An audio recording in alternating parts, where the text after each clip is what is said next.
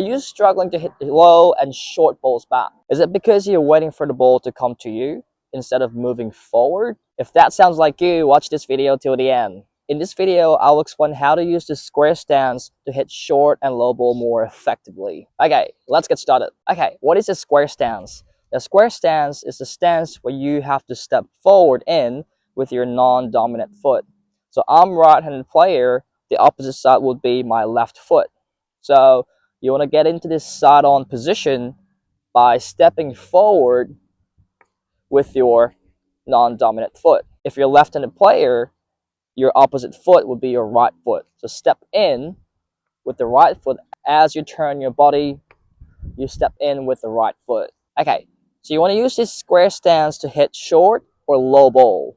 Imagine you're standing just behind the baseline. Your incoming ball bounces somewhere around the service line or in front. Now, in that case, you want to be in that square stance to hit the ball back. The reason is the ball bounces somewhere in the middle of the court and it's not going to bounce as high. You can also use this square stance when the ball is low, somewhere around your waist height. It's perfect to hit that ball back. And here's the reason why the square stance is suitable for returning low or short ball. By stepping forward, you can cover the extra distance. It's also easier for you to get down lower than you do using this open stance. With this square stance, you're using something called the linear momentum, where you shift your body weight from the back foot to the front foot as you swing your racket forward. Okay, here's the step-by-step guide for your square stance. First, you want to get into your ready position. Both hands on the racket, your knees are flexed a little bit, toes pointing straight. The second thing is the little side step with your dominant foot. As you start taking your racket back, you want to open up your hip by doing this side step. After that side step, then you step forward in with your non-dominant foot. It is really important to do everything in one go. As you make your last step, then you want to release your non-dominant hand from your racket. And that's when you start coiling your upper body. It looks something like this. Release as you step forward. The third thing is your forward swing and a contact. After you're in this surfing position, you then swing your racket forward and make a contact somewhere around your front foot. That's where you want to make a contact, hit the ball. Your contact point is not too far out in front or too close to you. It will affect your shot. Now, after you make contact with the ball, then you want to continue moving your racket until you complete your follow through.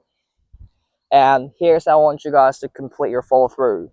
Your elbow and your chest is pointing straight. So when you're in this surfing position, your chest is pointing to the side fence. But as you swing forward and rotate your upper body, your chest is now pointing straight together with your elbow.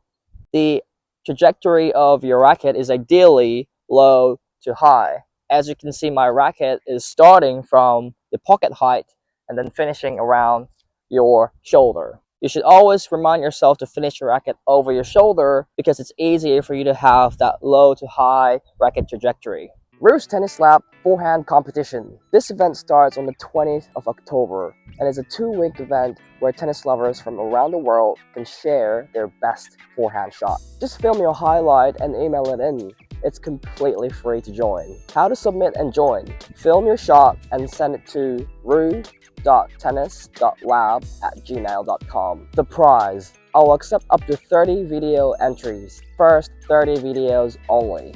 From those, I'll select 3 winners. Each winner will receive a 10-page PDF tutorial customized exclusively for your game.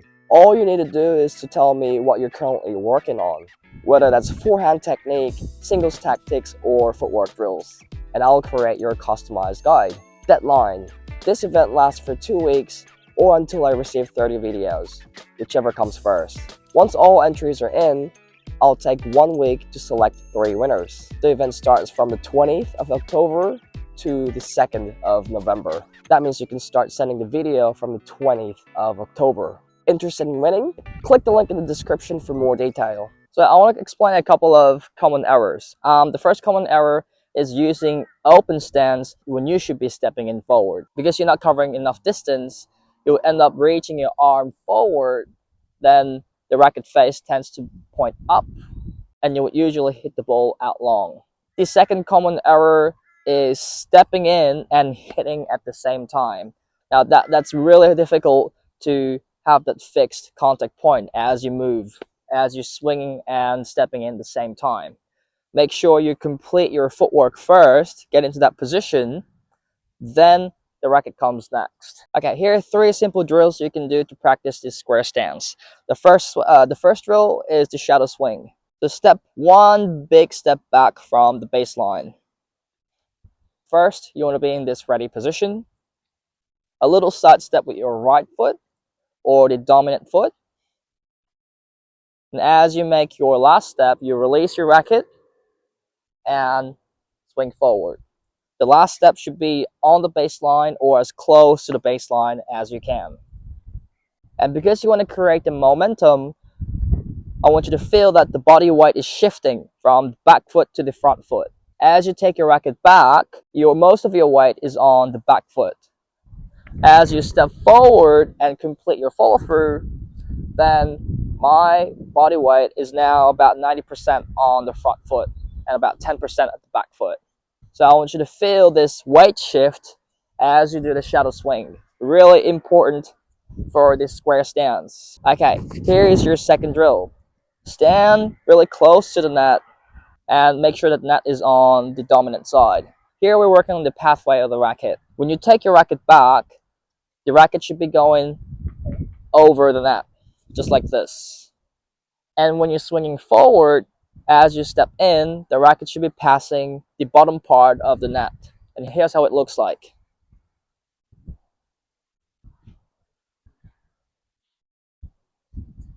Now imagine there's a line in the middle. The racket should be passing below that line. You should also step forward, bend your knees, and drop that waist level to the racket height. Make sure both of them are matching.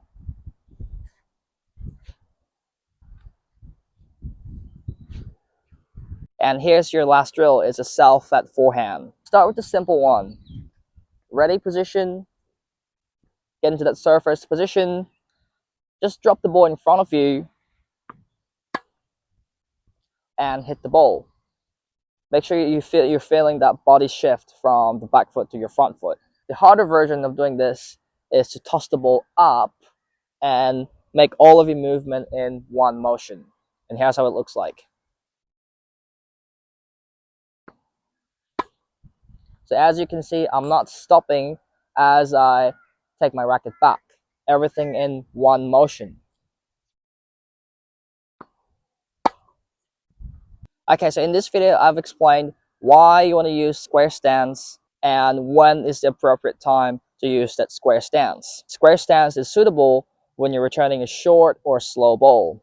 When the ball is bouncing somewhere around the service line or in front, because the ball is very likely to come short, you want to cover that distance by stepping forward and hit the ball. You also want to think about the shifting of the body weight. When you take your racket back, the body weight is on that back foot, and as you swing your racket forward, the body weight moves from the back to your front foot.